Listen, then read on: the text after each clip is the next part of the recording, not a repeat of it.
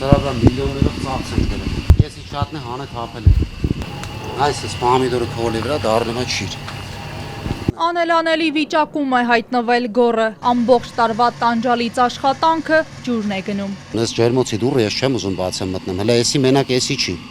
1000 մետր էլ ենկոմը ջերմոց ունեմ, ենկոմի պամիդորն էլ արդեն կարմրում են, էլ ուշ եմ տնկե։ Հալա վենդրա համար էլ գազ չեմ վառել, լավ հասկացանք, չեմ վառել գազ, բայց ընդեղի պամիդորն էլ 80-100 դրամով էլ որ ծախեք, ձեռ չի տալու։ Ինքնարժեքից մի քանի անգամ ցածր է այս պահին լոլիկի շուկայական գինը։ Ռուսաստանի սահմանափակումներից հետո հայկական շուկայում լճացում է, ջերմոցներում փտում, փչանում է գյուղացու 1 տարվա աշխատանքը։ 250 դրամից ավել էս պամիդորը մեր վրա նստածը չհաշված մեր աշխատանքը հələ։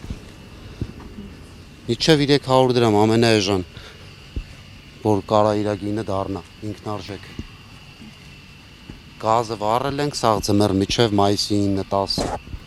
Հələ գազի փողերն չենք տվել մարդկանց։ Ես պամիդորը 80 դրամով որ ծախենք տակ ենք տալը, չէ՞։ Ջերմոցատերերն ահռելի գումարներ են ծախսում ջերմատուն կառուցելու, բանջարեղեն աճեցնելու համար, ասում է գոռը։ Թանկ է ամեն ինչ։ Վառելիք, սերմ, պարարտանյութ, դեղորայք, թվարկում է ծախսերն ու տարակուսում, ինչպես է մարելու կուտակած պարտքերը։ 40 դրամ է, 38 դրամ մի հատիկ իրա սերմն է։ Ասում ենք փոխհատուցենք, լոլիկի փողը կտանք, ասում են, չէ՞։ Թող մնա, չգիտեմ։ Թե թող գան փոխհատուցեն։ Էս ես 80 դրամով, 70 դրամով քաղել տամ, ինչ անեմ։ Սա պամիդորը քոլի տա փչանում է, նե։ Ես էսի 70 դրամով քաղել տամ, օրվա բանվորի փող հազիվ է հանելու,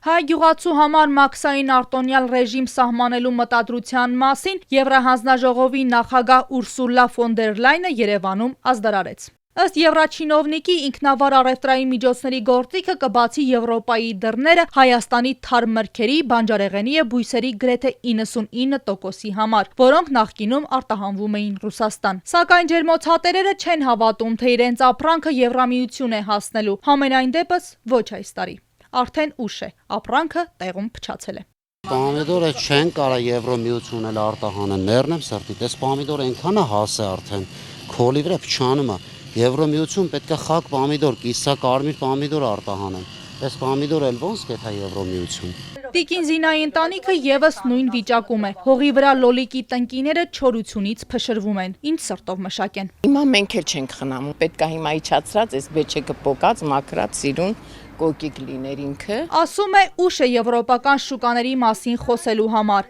արդեն պետք է քանդեն ջերմոցի տնկիները։ Արդեն պետք է քանդենք, էլ ինչ օգտվենք։ Հիմա արդեն վերջն է էսի, արդեն որակը գերհասունացել ու վերևներն էլ արդեն բան չկա,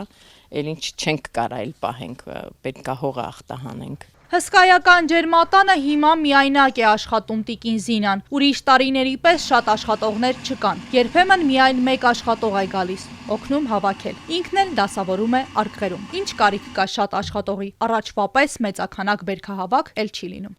Կես կատակ, կես լուրջ ասում է, լոլիկը նվիրում է։ Չէ, նվիրում եմ, կանչում եմ ով ուզում է, տանում են բանը, պահածո են անում, ինչ անեն։ Այնեցա որ ասենք արդեն չգիտեմ ում ասեմ որ տանեն այդ ձևի վիճակա։